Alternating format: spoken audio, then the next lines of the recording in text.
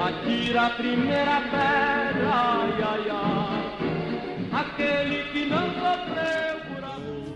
Do amar, eu quis um dia criar. Viver no Brasil de 1944 era como estar em um mundo mais simples, porém cheio de desafios e encantos. A Segunda Guerra Mundial estava em curso e o Brasil vivia sua própria transformação, tanto política quanto social. As ruas eram tomadas por homens de chapéu e mulheres elegantes com vestidos feitos à mão, sempre bem arrumados, mesmo para as ocasiões mais corriqueiras. Não havia pressa dos dias de hoje, e as famílias se reuniam ao redor do rádio, a grande janela para o mundo. O cinema era outra grande paixão do brasileiro, com os filmes de Hollywood em preto e branco, que traziam glamour e distração. Era comum ver casais passeando de braços dados depois de uma sessão de cinema, ou amigos se reunindo para conversar nas praças, em um ritmo de vida mais lento, onde o tempo parecia passar mais devagar. Senhoras e senhores, sejam todos muito bem-vindos a mais um vídeo do canal Voltei ao Passado. Lembrando, não se esqueçam de curtir e compartilhar esse vídeo. Caso ainda não seja inscrito no nosso canal, por obséquio, se inscreva.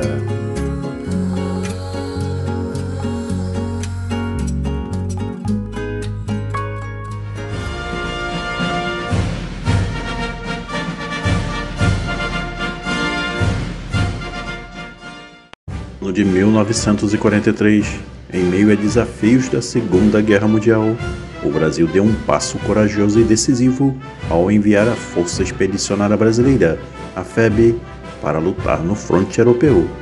Hoje, ao celebrarmos os 80 anos da Força Expedicionária Brasileira, é o momento de honrar o valor, a dedicação e o legado deixado por esses bravos soldados que representaram o país além mar. A participação da FEB na Segunda Guerra Mundial foi um marco histórico para o Brasil. Cerca de 25 mil soldados foram enviados para a Itália, enfrentando condições adversas e demonstrando coragem inabalável em batalhas cruciais.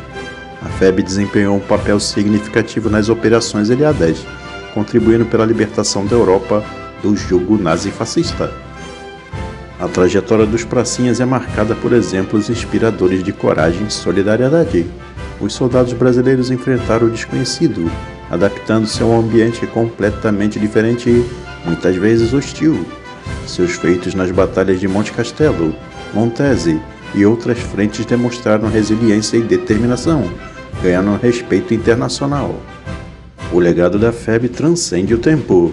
Os valores de bravura, união e compromisso com a justiça que os soldados demonstraram continuam a ser fonte de inspiração. A FEB também trouxe visibilidade ao Brasil no cenário internacional, consolidando sua posição como nação comprometida com a paz e a defesa dos valores democráticos.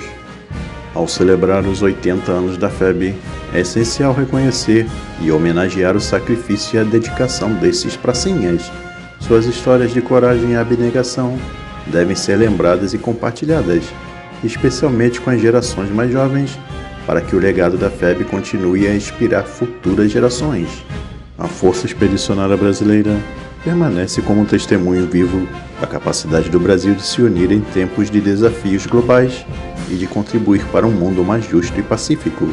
Ao celebrarmos seus 80 anos, prestamos uma homenagem emocionada a esses heróis que deixaram um impacto duradouro na história do Brasil e do mundo. Que suas histórias de bravura e dedicação nunca se apaguem, e que na sua memória continue a iluminar o caminho para um futuro melhor.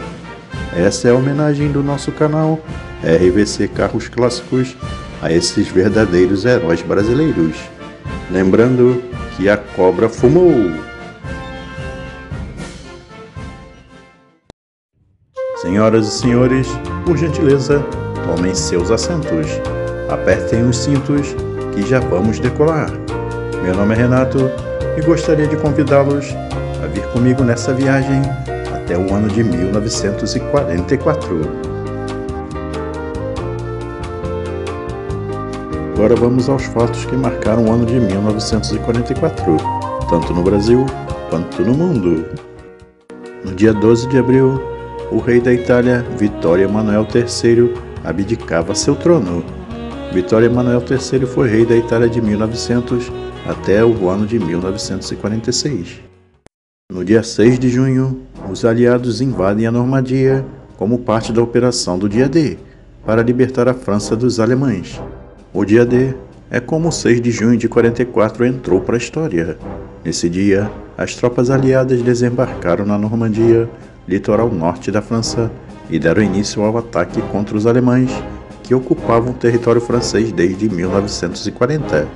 O êxito do desembarque na Normandia foi decisivo para que a Segunda Guerra Mundial fosse vencida pelos aliados a partir da desocupação nazista da França. No final do mês de agosto, a Força Aérea Real Britânica, a RAF, fazia um bombardeio na cidade de Königsberg, que fica na Prússia, que então integrava o território da Alemanha.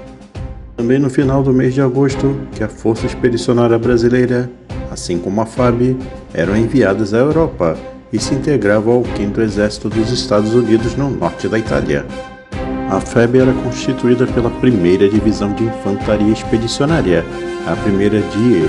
Seu lema de campanha, "A cobra está fumando", era uma alusão irônica ao que se afirmava à época que seria mais fácil uma cobra fumar cachimbo do que o Brasil participar da guerra na Europa.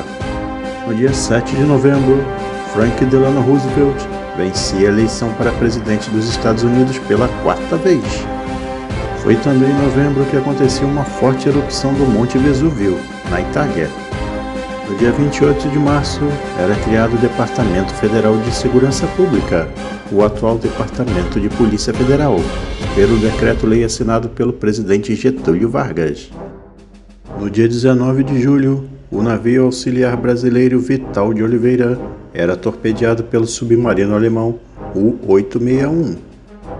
No dia 16 de outubro, a Força Expedicionária Brasileira ocupava Mara Rossa e Monte Canonale, na Itália. Vamos agora voltar a falar do dia D, o desembarque aliado na Normandia. O dia D envolveu o desembarque simultâneo de milhares de tropas em 5 praias da Normandia.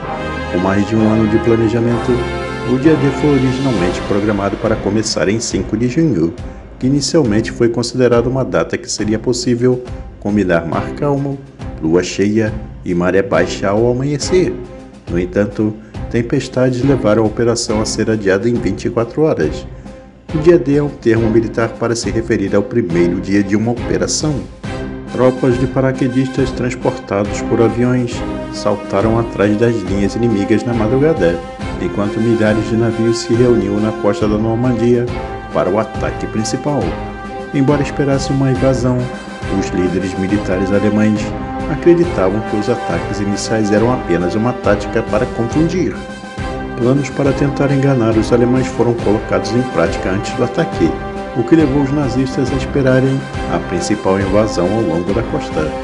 Tropas britânicas chegaram às praias chamadas de Gold Sword e forças canadenses à praia Juno.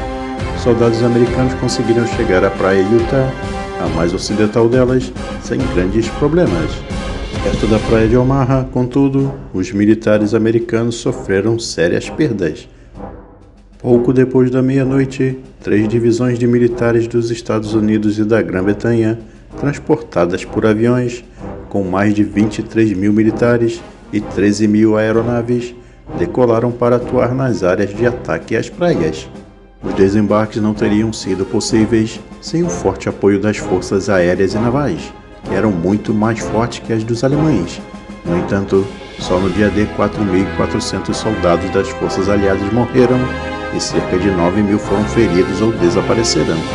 O total de baixas do lado alemão nesse dia não é conhecido, mas a estimativa varia entre 4 e 9 mil militares.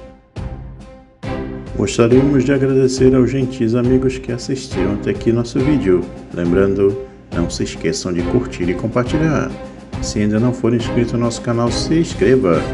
E até o próximo vídeo, pessoal.